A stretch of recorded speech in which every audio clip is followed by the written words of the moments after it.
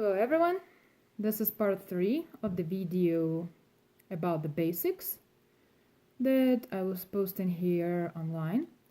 And to continue, as I already mentioned about harming the beans, I also wanted to bring up the subject that protection spells are kind of exempt here, because whatever we are trying to deflect of ourselves, whatever negativity, often it does return back to sender. The spells, the traditional Russian spells that I'm using and that I'm familiar with, are the ones that are calling to return it back to the sender, and the consequences might be pretty serious, so sometimes you gotta take extra care when working with those.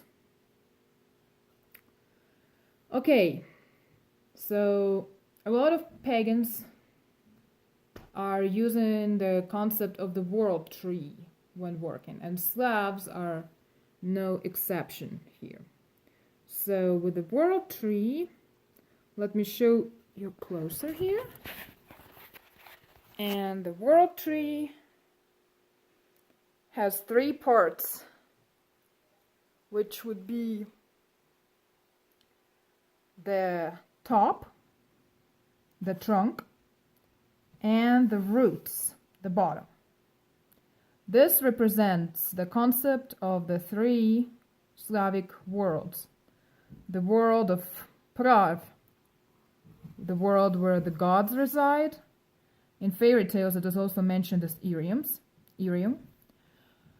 It would be at the top, although some traditions claim that it is on the opposite, in the roots, right here.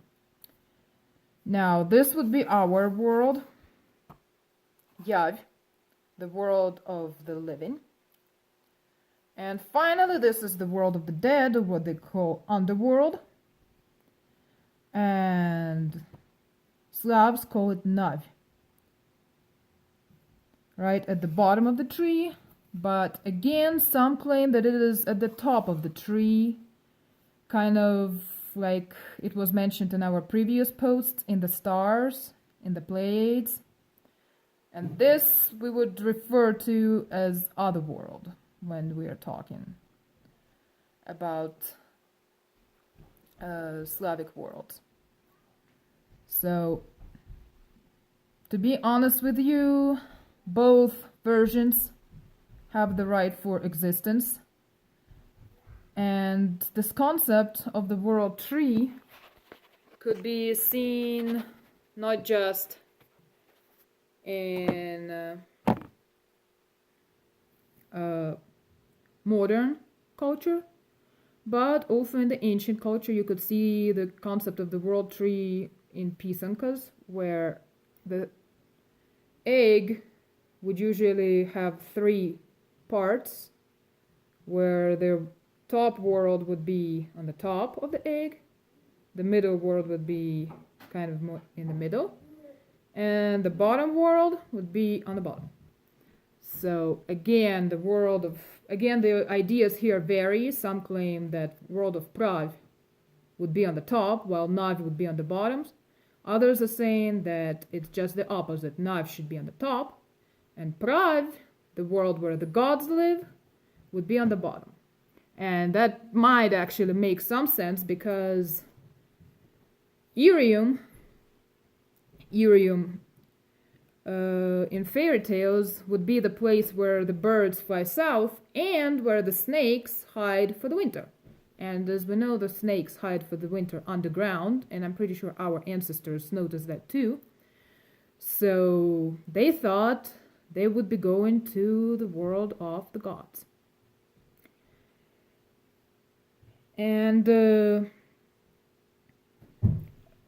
aside from deities that reside in those 3 worlds, world of Prav, Nav, and Yav, and speaking of the gods of Yav, that would be our elements.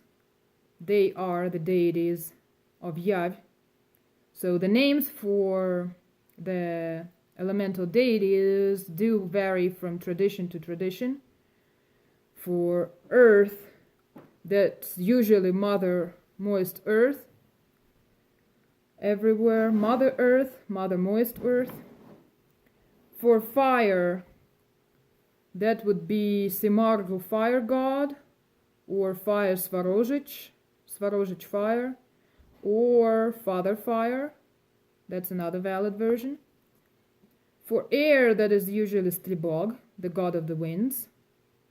And for water, I've heard of Mother or Sister Water, Dana, and Agidel. That's for water. And aside from deities, there are also spirits such as Domовой, the spirit of the house, and Leshий, the spirit of the forest, and Dvorovой, the spirit of the yard, and Водяной, the spirit of the forest, and Rusalkas, as they are, Rusalkas, Mavkas would be the spirits of moisture in the fields or in the forests or out in the rivers, lakes, and ponds. And we also honor our ancestors. Here I'm wearing the necklace with the image of Chur, which represents the ancestor. And the last thing I wanted to say, that when we're working with our spells, we do consider the times aside from solar, day, night, dawn, dusk.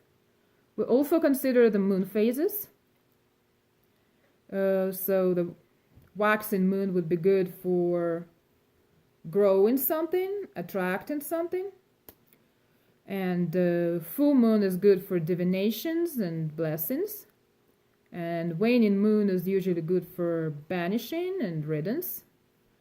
And new moon is good for any kind of new beginnings. But with new moon, you gotta be very careful, because what you do on the new moon stays for a while. And that means if your spell didn't work, it might stick. Didn't work right. The results might stick for a long time. So you gotta be careful when working with the new moon, because the new beginnings could be good beginnings or bad beginnings. And also when we work with the sun, with the powers of the sun, we consider where it is right now, whether it's winter, summer, whether it's waxing sun, or it's waning sun, if I could say that, or it is solstice, or it is equinox. It does matter when you're working with Slavic magic of the sun.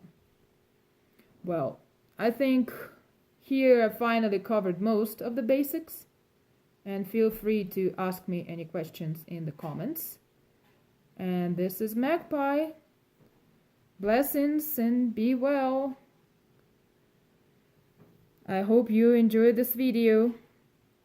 Talk to you soon. Bye.